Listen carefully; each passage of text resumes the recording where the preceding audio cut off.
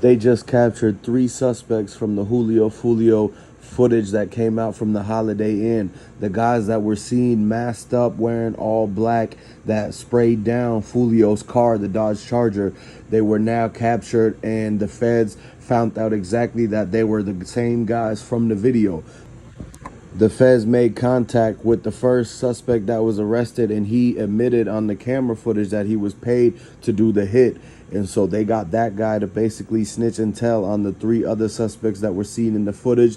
And now they went and staked out their houses. They went from Jacksonville to Tampa, and the whole investigators traveled to find the suspects because they had the known whereabouts. They had the details and the information. It was a small area. Everybody from Jacksonville, everybody from Tampa, they knew what was going on in the situation. They reached out to witnesses. They reached out to the Holiday Inn. They went on social media and they made a connection between the suspects and the people that was captured, and they pretty much went right to their place. They ordered for them to come out the house and everything like that. They had the guy and it was pouring rain. In the pouring rain, the dude wearing the red hoodie, he had to come out, and basically he had to follow every single instructions. They pretty much had him on a felony stop. They asked him to turn around, get on his knees. He had to walk all the way to them, and they put him into the paddy wagon. Now they're starting to get the second guy and the third guy, and basically they came with the 4K footage. The footage released from Holiday Inn was released the same exact day, and now that they got captured the 3 other suspects. So they waited until the feds knew exactly where they were, and they waited until the day that they actually went to arrest him to release the footage to the public, because they didn't want, once they released the footage, they didn't want the guys going on the run, trying to flee out or anything like that, trying to leave and go and hide out, basically, so that they don't get captured by the feds for setting up Folio and doing the whole drill and everything like that. So now that they got the suspects in custody, they're going to take them to the trial. They're going to pretty much give them 100 years because they should have never did this in the first place. The Tampa PD was trying to solve this thing all month long. They've been trying to get the guys that got Folio because they want to set an example. They're going to be throwing football numbers at them and everything. They're going to be hit with every charge. They're going to throw the book at them for not just hitting up Folio, but for the other victims and everything that still were recovering from all of the things that happened to them from that party. The Holiday Inn made a statement. They want to send the condolences to the families of those that are affected. And basically they said that they were going to cooperate with the law enforcement to take down the guys that were on the run. This is why they gave that footage up right to Tampa PD and to the U.S. Marshal's office so that they could pretty much zoom in, because they had the Holiday Inn cameras. They're high quality, so you could see exactly down to the logos on the clothes that the guys were wearing. They found out everything. They found out it was Nike Pusheisty mask, and they went and pretty much found the footage of them buying the same exact clothes that they wore in the footage. They found them buying the same clothes from the mall and everything, and they seen the surveillance footage from them buying the Pusheisty mask from the mall.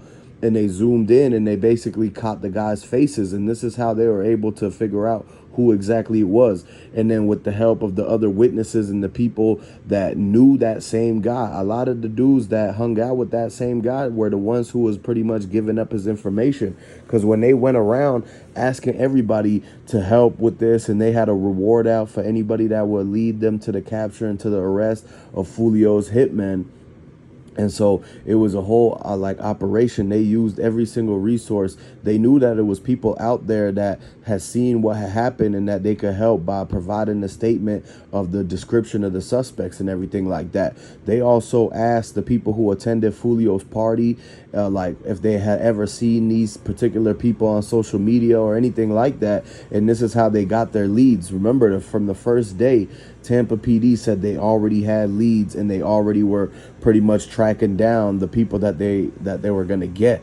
And so this whole entire thing, man, they already knew, like, the people were bragging about doing the hit and everything, and they connected basically ATK and the 1200 group to this allegedly. So now they're saying that the guys that got captured were some sort of way affiliated with ATK. Maybe they weren't exactly in that group, but a side group or something like that. And so this is what they're saying, is this is the people that are close to the sources out there in Jacksonville, out there in Tampa, are saying that this is the groups that are involved. So it did end up leading back to ATK. Now we're going to figure out if they're going to go after Yungeen Ace, if they're going to go after Spinabenz, because they just dropped the diss tracks just a couple days ago. They just dropped the Folio diss track, so they already knew that they were pretty much going to get busted for this, or that the dudes that just got captured, that when they dropped the diss song, they already knew that they were about to get captured. That's why they dropped the diss, so that in case all of them got caught,